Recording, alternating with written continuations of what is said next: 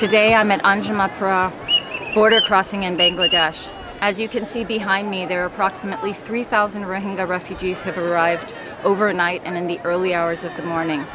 You can hear the children crying, and they have been walking for days, many of them up to 2 weeks, hiding in the forest, crossing rivers like this one, across paddy fields, fearing for their lives, escaping the violence that they found in their villages. Many of them saw their homes being burned. They've lost relatives along the way, and they're desperate for help. UNHCR is here on the ground. We're ready to relocate them, provide them shelter, medical assistance, water and sanitation facilities, and of course, psychosocial trauma care after all of the ordeals that they have survived. The needs are growing every day as more people arrive, so we need you to help us. Please donate today.